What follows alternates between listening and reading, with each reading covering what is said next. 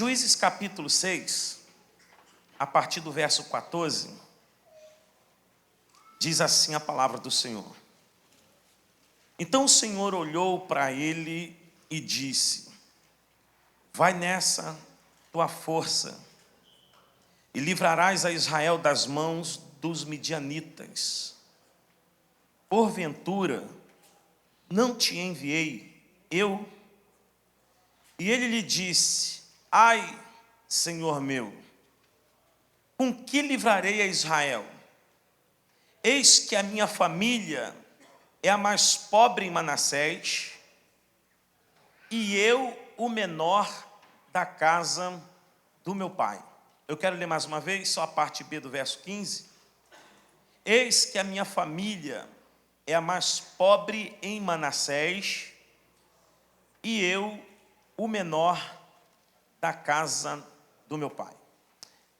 Quando me foi feito esse convite, eu me preocupei em perguntar ao Andrei se tinha um tema. Ele me passou o tema. Eu demorei uma semana para responder a ele o que nós iríamos trazer como meditação para a nossa vida nessa noite, porque também como pastor eu tenho esse cuidado. Quando a gente convida alguém, dá um tema, é tão chato de convidar alguém e o camarada pregar o que deu na telha dele. Eu tenho esse carinho de respeitar o tema que é proposto. E o tema hoje, dando sequência ao que vocês já estão aí fazendo, é esse: a marca de um campeão emocional. O livro de Juízes é um livro muito conhecido. Aqui tem líderes, pastores, dirigentes, empresários. Mas vale a pena a gente lembrar que essa foi uma época da nação de Israel que eu ilustro o livro de Juízes como uma gangorra espiritual. Nesses dias não tinham reis, e Deus, para colocar e dar a direção ao povo, Ele levanta juízes, homens e mulheres, que julgavam a causa do povo. Mas o que destaca essa fase da nação, que eu considero uma gangorra espiritual, é que o comportamento de Israel é um comportamento cíclico. Como? Deus abençoa a nação sente-se abençoada e esquece de Deus. Esquece de Deus, Deus tira a mão da bênção, o inimigo entra no território e leva o que restou. Quando a nação não tem mais nada, eles se lembram de Deus novamente, e Deus, por sua bondade, graça e misericórdia, volta-se novamente para o povo, estende a mão para Israel. Deus estende a mão, o inimigo não consegue prevalecer, o povo prospera de novo. O povo prospera, se esquece de Deus, Deus tira a mão e o inimigo prevalece. E por aproximadamente 400 anos, esse ciclo de altos e baixos, busca Deus, é abençoado, se esquece de Deus, e aí se esquece de Deus, o inimigo prevalece, e vai entrando juiz, saindo juízes. E essa é a história básica, em uma síntese, do livro de Juízes. É esse ciclo de altos e baixos espirituais e financeiros. Quando nós chegamos então nesse momento que Deus, olhando o clamor do povo, porque o texto diz que o povo semeava a terra, e no tempo da colheita os midianitas vinham e tomavam a colheita do povo para si, de forma que o povo estava enfraquecido, empobrecido, passando por escassez, pobreza, ruína, miséria, vergonha e falência. O povo se lembra de Deus, e Deus então vai levantar um novo libertador. Agora, esse se chama Gideão. Ele está aqui lavrando um pouquinho de trigo dentro de um lagar, que é lugar de pisar uva, e Deus então olha a disposição, a iniciativa, Deus olha o coração de servo desse homem, que está disposto a fazer alguma coisa com aquilo que tem. Só que no momento em que ele recebe esse chamado da parte de Deus, ele vai denunciar uma alma fraca, ele vai denunciar uma alma pobre, porque a própria Bíblia diz que os nossos lábios falam sobre aquilo o qual o nosso coração está cheio. Se você quer conhecer a alma de uma pessoa, deixa ela falar, porque as nossas palavras denunciam como está a nossa alma, como nós nos enxergamos. A Bíblia diz, lá no livro de Provérbios, assim como o homem pensa a seu respeito, ele é. Gideão vai dar um relatório da sua alma, pois apesar de ser um homem de iniciativa, apesar de ter o coração disposto a servir, tomando aquele pouco trigo para colocá-lo livre das mãos dos midianitas, ele vai dar o relatório da sua alma dizendo: como eu vou ser o libertador? Como? Eu sou parte da menor tribo, e dentro dessa tribo a minha família é menor, e eu sou o menor da minha família.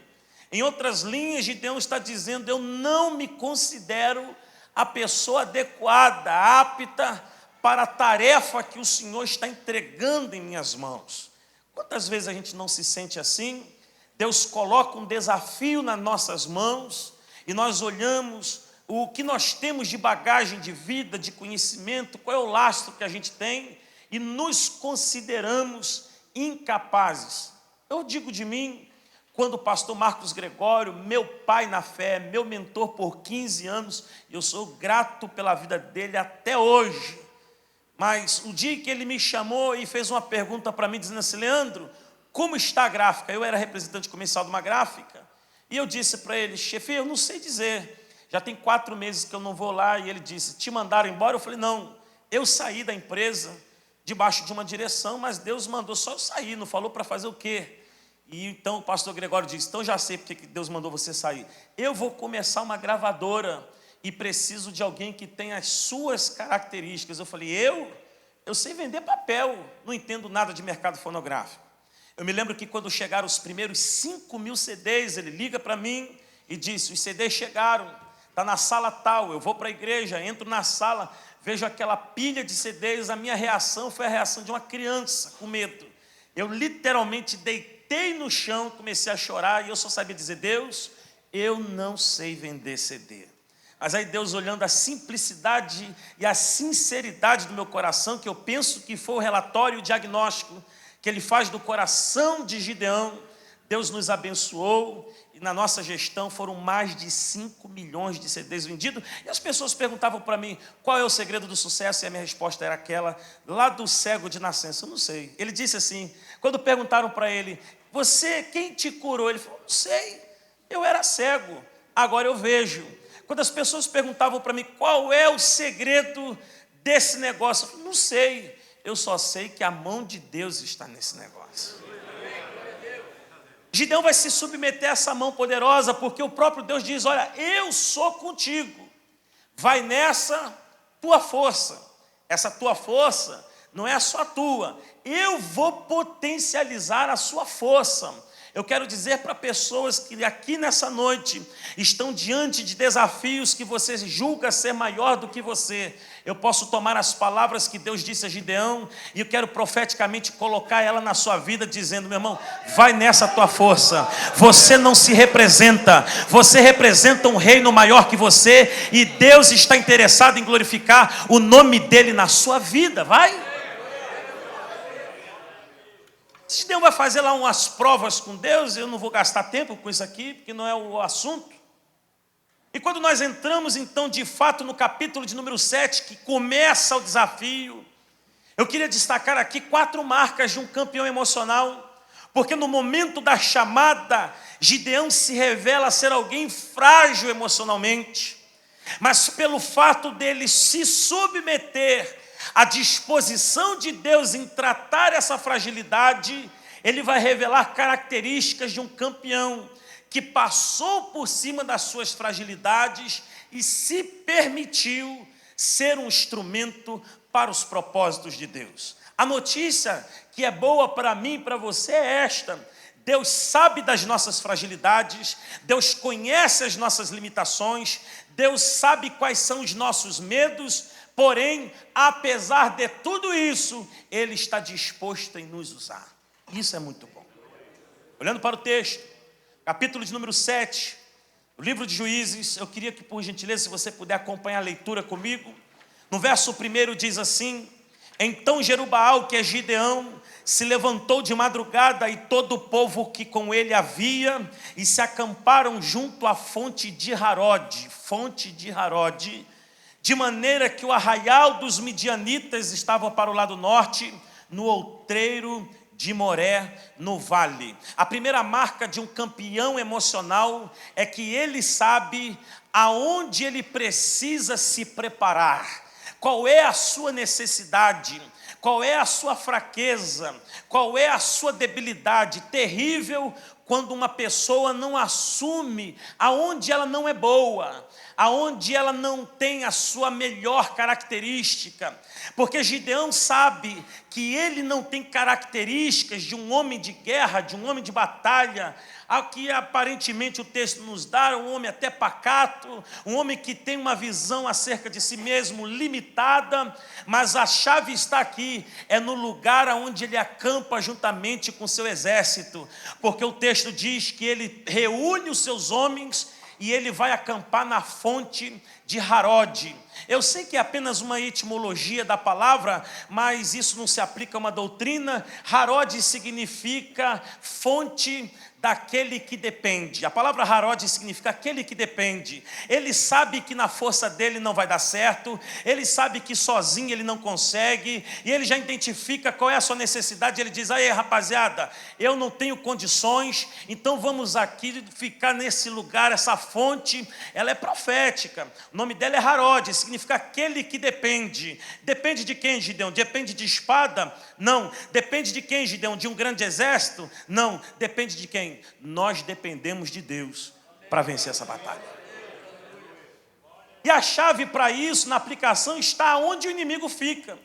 Porque se por um lado Gideão vai acampar na fonte de Harode, a fonte da dependência, o inimigo está acampado no outeiro de Moré, que significa o monte da autossuficiência. Moré significa professor, aquele que já sabe e não precisa ser ensinado. Se por um lado Gideão está na fonte da dependência, o inimigo está no monte da autossuficiência. E isso é bom que nós aprendamos, meu irmão. Aprender é uma bênção. Infeliz é o homem que julga saber tudo e não se submete ao aprendizado, porque certa vez alguém me disse: em alguma coisa você é mestre para mim, em algumas outras eu posso ser mestre para você, mas nós sempre vamos estar continuamente aprendendo. Sempre quando eu estou perto de alguém, eu procuro falar menos e ouvir mais, porque quando eu ouço, eu aprendo. Eu deixo as pessoas falando. Quando o Gideão está acampado na fonte de Harode, ele está denunciando: olha, eu sou dependente, eu não sou autossuficiente, eu sei qual é a minha força, eu sei quais são os instrumentos que eu tenho disponíveis, e eu quero reconhecer, Deus, que eu preciso de ti. Falo aqui para líderes eclesiásticos, falo aqui para dirigentes de congregações, pastores, empresários, prestadores de serviço e futuros profissionais liberais. Alguns já são, meu irmão. Em tudo que você for colocar a sua mão, façamos como disse o apóstolo Paulo, façamos tudo para a glória de Deus. É congregação para a glória de Deus, é empresa para a glória de Deus, prestação de serviço para a glória de Deus. Agora, o que glorifica a Deus não é o nome que você coloca na empresa. Você pode colocar Lava Jato El Shaddai. Se o carro sai todo sujo, você não glorificou a Deus. Você pode botar Lava Jato sabão de coco, mas o carro saiu limpo, Deus está sendo glorificado naquilo que você está fazendo. É a dependência, é a necessidade de reconhecer quem eu sou, até onde eu posso ir. Agora, daqui para frente, Deus precisa estar comigo. Quantos estão entendendo? Diga amém. Amém. A segunda marca de um campeão emocional, a primeira é essa: ele sabe qual é a sua limitação e ele vai buscar suprir essa limitação. A segunda marca está aqui no versículo de número 2. Olha que coisa interessante. E disse o Senhor a Gideão: muito é o povo que está contigo, para eu dar os midianitas em tuas mãos, a fim de que Israel não se glorie contra mim, dizendo: a minha mão me livrou. A segunda marca de um campeão emocional é que ele se submete a uma instrução. Ele tem com ele 32 mil homens para a batalha. E Deus vai passar nas fileiras dos exércitos que estão debaixo do comando de Gideão. O inimigo é muito mais numeroso do que isso, mas Deus olha o número dos exércitos que está com Gideão, Deus olha o número dos exércitos que estão com os midianitas, os amonitas e as outras nações que se reuniram, e apesar do número ser desvantajoso, Deus queria se certificar que não haveria a menor possibilidade de, em caso de vitória, ninguém poderia dizer: ganhamos no nosso talento, ganhamos na nossa competência. E a chave do texto está onde? Quando Deus fala assim: muitos são os que estão contigo. Aqui Deus está dizendo intrinsecamente o seguinte: quem está contigo necessariamente não está comigo, Gideão. Eu estou dizendo que tem muitos contigo. Agora, você quer vencer a guerra? Você não vence com os que estão contigo. Para vencer a guerra, se vence com os que estão comigo. E desses 32 mil, eu quero te dar uma notícia. Não sei se você vai desanimar, se você vai surtar, se você sair daqui vai tomar aquele remédio em gota para dormir. Mas eu tenho uma notícia para você, Gideão. Contigo tem 21.700. Comigo só tem 300.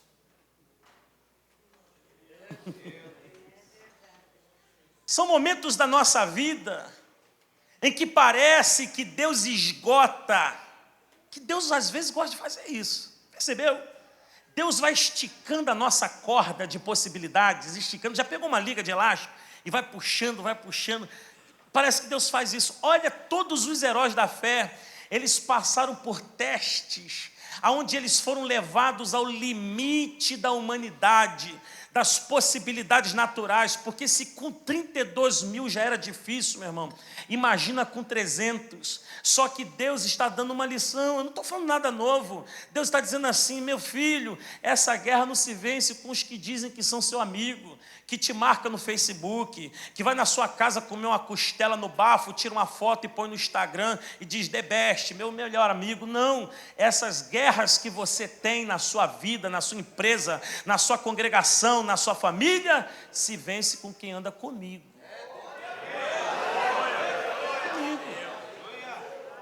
E para andar comigo, número 1, não dá para ser covarde, aí já vai 22 mil embora. Porque para churrasco aparece todo mundo. Fazer a churrascada missionária. Pastor, estou comprando pastor, cadê o churrasco? Agora vamos fazer a oferta missionária. Oh, com licença, e o celular tocou. Eu digo, pastor, me perdoe, eu vou falar um negócio aqui arriscadíssimo. Quando a gente come na cantina da igreja, a gente abençoa a igreja? Abençoa, ajuda. A gente já comeu a semente, comeu a coxinha, comeu o risole e já saiu com a colheita. Quando você põe a oferta no altar, você deixou aqui a expectativa de que a colheita virá no futuro. Você come um bolo de milho na igreja, você ajudou o caixa? Ajudou. Já comeu o bolo de milho, já levou a sua colheita. O que Gideão está aprendendo com Deus aqui é que guerras se vencem com quem anda com Deus. Não é número, não é espuma, não é blá blá blá. É gente que dá tapinha nas costas e diz: conta comigo. Um jargão carioca que botam lá: estamos junto. Mas na hora de virar a laje não aparece ninguém. Estamos juntos, mas na hora de botar a mão no bolso, meu irmão, e fazer o sacrifício, todo mundo desaparece. Deus está falando: Gideão, para vencer essa guerra, já passa a peneira. Quem é covarde, a palavra covarde significa aquele que não assume a sua responsabilidade. Isso é covarde. Então, quem não assume a responsabilidade já tira. E vai 22 mil embora. Essa cara de Gideão. Gideão fosse pentecostal e falar: o sangue de Jesus tem poder. E se com 32 mil já era difícil, imagina com 10. Aí Deus fala assim: não, tem muito ainda. Bota a turma para beber água. Aí os caras estão cansados, estão aflitos, estão apavorados. Aí eles metem a cara no rio e esquecem de olhar para o desafio. Agora, quem põe a mão e traz a boca e está de olho no alvo, Deus fala: é com esse que você vai contar. A gente precisa de gente que tem foco. Para vencer guerra, as nossas limitações emocionais, nós precisamos nos cercar de gente com foco. Muitas das vezes, gente que nos lembra, nos anima, Estou aqui bebendo água, estou suprindo uma necessidade, mas olha, a gente não pode esquecer que estamos no meio de um desafio. Nós não estamos aqui de brincadeira e ficam 300 com Gideão. Essa marca de um campeão emocional, a gente precisa entender e aprender que não se vence sozinho, mas necessariamente não são com muitos, mas são com os comprometidos. Alguém me entende? Diga amém. A terceira marca de um campeão emocional, no verso de número 10, já fazendo a ponte do que eu comecei a falar aqui agora, ele diz assim, verso 10, e se ainda temes descer, desce tu e teu moço, seu pajem de armas, Purá, ao arraial. Olha o nome do cara, Purá. Se tiver uma irmã grávida aqui, já pode se inspirar no nome. É bíblico, só que é feio demais, né? Purá. Imagina esse menino na escola. Purá! Nem responde a chamada. É trauma. Mas esse nome aqui, ele é profético. A palavra Purá significa monte de folhas. A palavra Purá significa, sabe quando você passa assim num jardim, num parque, e você vê um arbusto florido, que ele é capaz de ocultar o que está atrás dele? Purá significa isso. Monte de folhas que ocultam. Em outras palavras, por que Deus está mandando Purá ir com Gideão, ou Gideão ir com Purá no arraial do inimigo? Porque depois de toda a manifestação que Deus já deu provas suficientes de que ele é com Gideão, ele faz uma sondagem e ainda vê resquícios de medo no coração de Gideão. Meu irmão, Deus não tem problema de tratar medo de ninguém. Medo é humano e Deus sabe que nós sentimos. E Deus trata, quem pode dizer amém? Deus tanto trata que ele fala assim, eu estou vendo que você está com ponta de medo ainda, Gideão. Pega Purá, que significa aquele que esconde, e vai para o arraial. Porque muitas das vezes, na hora dos nossos desafios, a gente escolhe gente errada para missões importantes. A gente elege o melhor amigo. A gente elege aquele que estudou com a gente. A gente elege, de repente, quem tem muita grana, muito conhecimento. Deus está dizendo assim, para missões como esta, você precisa de gente que te proteja. Purá é proteção. Purá é aquele que fala assim, nós vamos no arraial do inimigo, mas mais ou menos isso aqui, eu estou te ocultando dos olhos dele. Profeticamente, a palavra significa isso, é aquele que vai contigo te escondendo, não é encobrindo o erro, não é encobrindo o pecado, mas é encorajando. E a palavra é tão fantástica que quando Gideão chega no arraial do inimigo, a Bíblia diz que o inimigo está tendo um sonho. Olha que coisa linda. O inimigo está tendo um sonho. Chega perto da barraca do camarada lá do Midianita, com Purá, e vai ouvir o que o cara está falando. A Bíblia diz o seguinte, o inimigo está contando o sonho, e no sonho do inimigo ele diz, eu sonhei que um pão de cevada, você sabe o que era pão de cevada nesse tempo? Era o último recurso usado em campo de batalha. Prioritariamente era comida de animal. E quando todos os recursos se acabaram, vou repetir, quando todos os recursos se acabaram, então vamos alimentar os soldados com pão de cevada, não tem mais nada. Era aquilo que era contado por último. Aí o inimigo está dizendo assim, eu sonhei que um pão de cevada, olha, o último, o desprezível, entrou no nosso arraial e destruiu o nosso acampamento. Esse camarada teve um sonho a lá Steve Spielberg. Faz um pão entrando no acampamento com mais de 100 mil homens. Pão giraia. A unção do giraia entrou no pão e ele começa a arrebentar tudo. Aí o inimigo está falando assim, eu vi no sonho, cara. Um pão de cevada destruiu tudo. Agora o lindo está aqui. Já dele diz assim, eu acho bem que esse pão é Gideão. Até o inimigo conhece o nosso potencial. Sabe o que você luta tanto? Sabe por que as coisas às vezes apertam? Que o inimigo sabe o que está escondido dentro de você, que muitas das vezes nem você está valorizando, mas o inimigo sabe que você tem. Que ele está dizendo assim, olha, esse pão é desprezível. Não era como Gideão se sentia? O menor do menor das tribos? É o pão desprezado. Mas o inimigo está falando assim, mas esse pão que entrou aqui e arrebentou tudo, eu acho que é Gideão.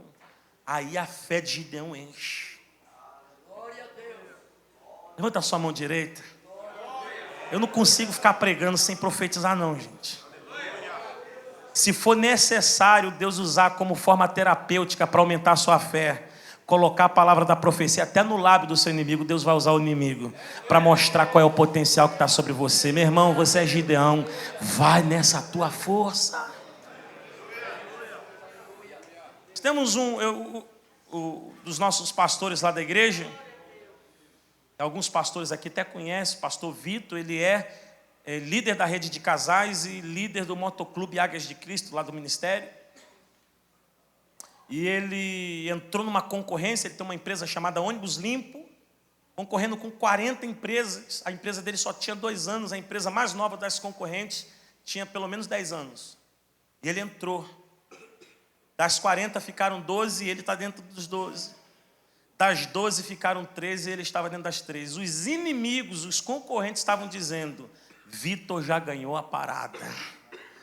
Eu quero dizer aqui, meu irmão, Deus vai colocar a palavra da profecia até na boca de quem concorre com você.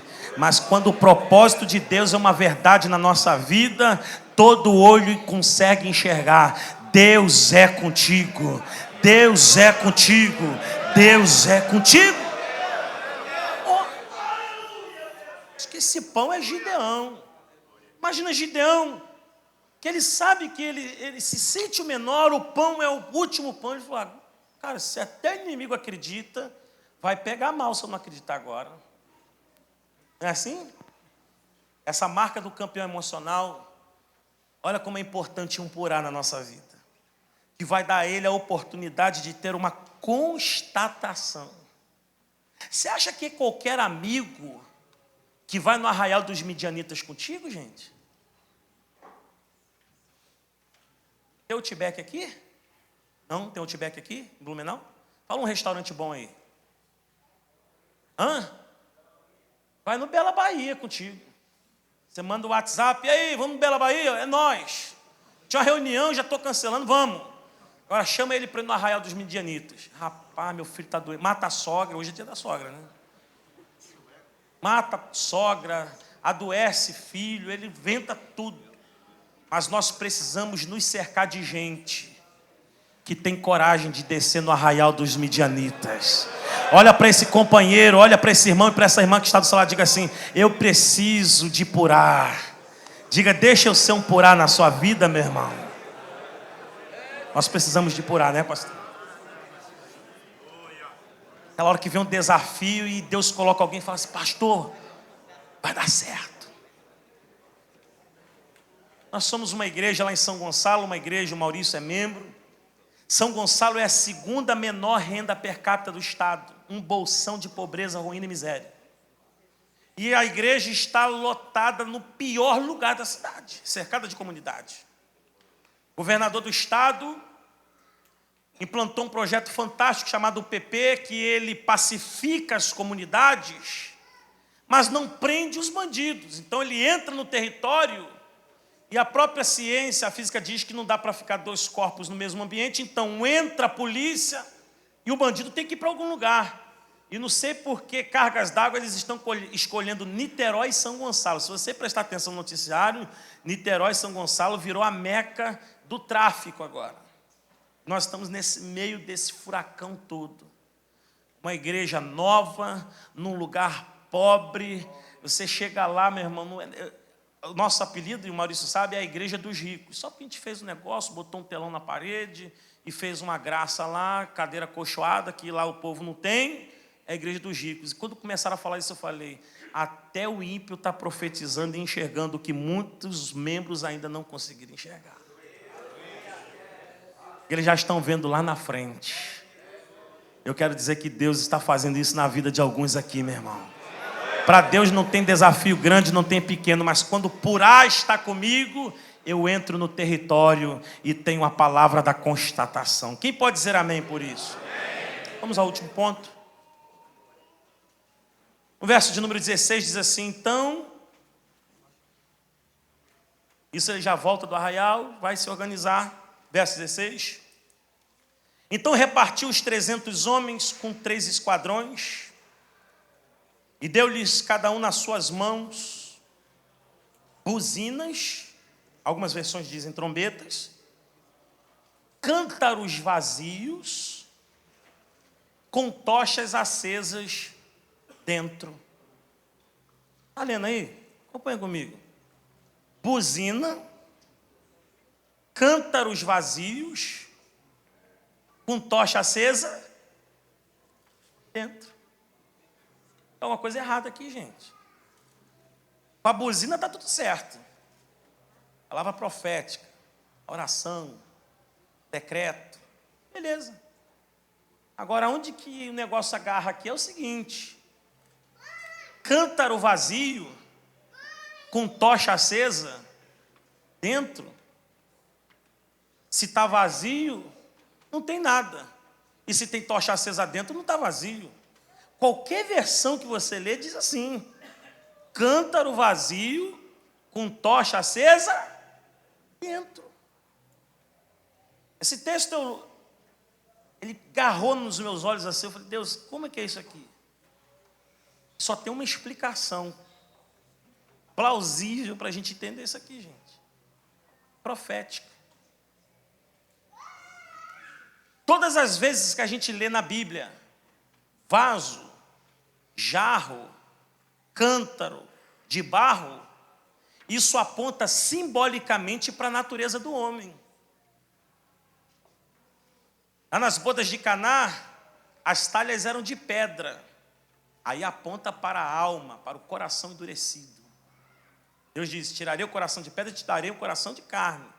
Agora, todas as vezes que o utensílio é um cântaro, um jarro de barro, isso aponta para a natureza. Paulo diz: nós somos vasos de barro que trazemos tesouros dentro. É a nossa natureza.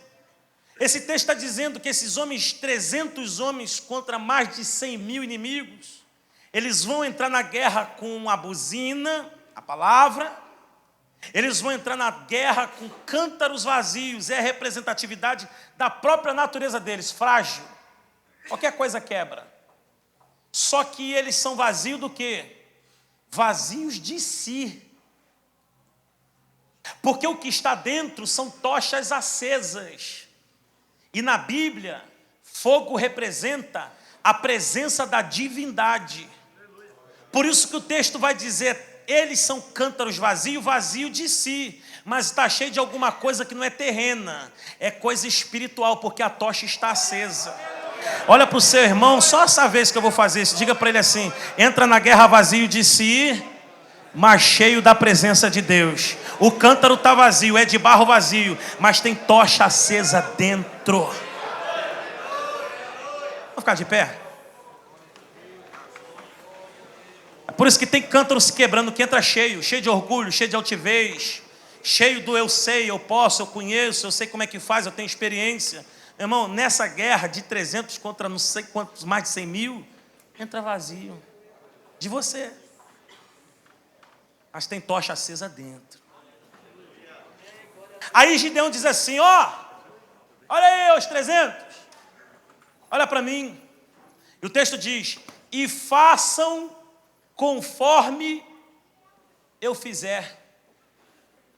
Uma das carências da nossa geração são líderes que têm coragem de dizer o que Gideão diz: façam o que eu faço. Porque dizer olha para Jesus soa bonito, mas nos isenta da responsabilidade de fazer certo e já nos protege para o caso do errado. Porque eu errei, mas eu estou dizendo para vocês: olha para Jesus, não olha para mim. Gideão está falando: faça o que eu fizer. Nossa geração precisa de líderes dessa qualidade, empresários dessa qualidade, maridos dessa qualidade. Olha como eu trato a minha esposa, trata a sua igual. Olha como eu trato meu filho, trata o seu igual. Olha como eu trato a obra, trata igual. Hoje a gente chega aqui e vê a sede, 102 congregações. Faz uma pesquisinha de 10 minutos, pergunta assim: Pastor Newton, Me fala como foi os 2 primeiros anos do seu ministério aqui. Você vai se assustar com algumas coisas que você vai ouvir. Renúncias tremendas, dores, guerra, como diz Paulo, por dentro e por fora. Porque hoje a coisa aí, ó. Ele diz, olha para mim.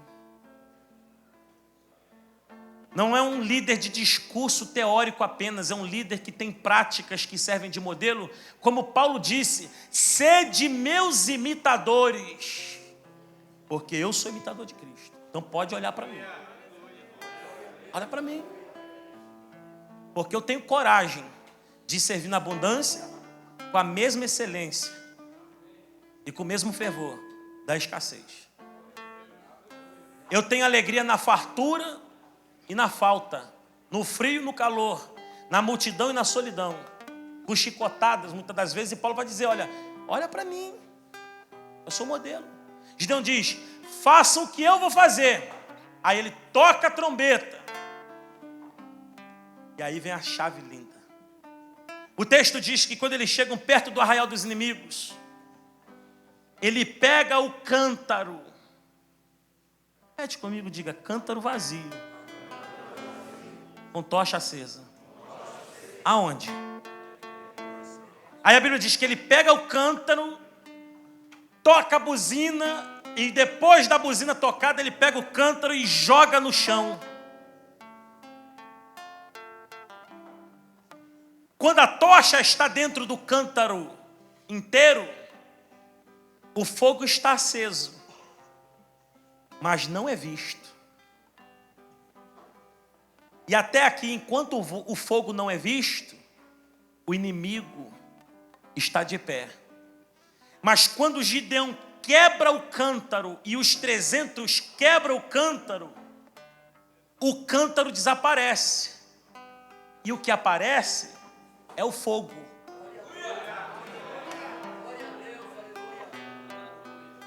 Quando ele chega, o que aparece é o cântaro. O fogo não aparece. Mas na hora de vencer a guerra, o cântaro desaparece.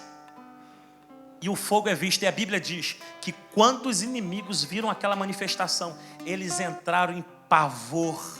E Deus deu grande livramento para o povo naquela noite. Sabe que às vezes falta para nós, eu me incluo, é se quebrar. Deixar o fogo aparecer. É ter coragem de anular as minhas expertises, as minhas experiências, os meus modos operantes. Eu sei como é que é, e dizer assim, não, vamos fazer o seguinte. Eu vou me anular e vou deixar que o divino se manifeste através de mim. Mas para isso tem que se espatifar no chão, né? Se quebra. Porque quando eles quebram o cântaro, vira pó. Mas o fogo surge no cenário. Deixa eu profetizar, meu irmão. É tempo de fogo na sua empresa, é tempo de fogo na sua congregação, é tempo de fogo nos seus negócios, é tempo de fogo nos seus relatórios de venda. E eu quero tomar da ousadia profética e liberar que esse tempo de fogo manifesto em todas as áreas da sua vida vai te trazer os resultados mais extraordinários da história, porque não tem dúvida, foi Deus quem deu a vitória. Quem recebe essa palavra da parte do Espírito Santo, você pode dar um aplauso a esse Deus tremendo, que é Ele quem nos quebra, para que Ele apareça no nosso lugar.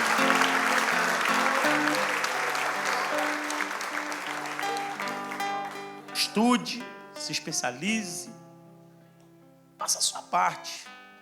Na hora do vamos ver mesmo, se anula, deixa Ele. Ele diz, os meus caminhos são maiores do que os seus caminhos. Os meus pensamentos são maiores que os seus. Deus diz, eu sei quais são os planos que eu tenho a vosso respeito, planos de paz e não de mal, para vos dar o fim que deseja. Se anula, meu irmão. Você nunca vai ser melhor do que Deus para fazer as coisas. Deixa Ele fazer. Segura na mão desse campeão que está do seu lado.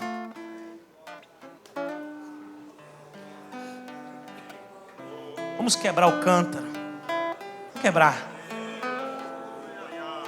Diga para Deus alguma coisa nessa hora. Fala: Deus, me perdoa porque eu tenho feito tudo do meu jeito.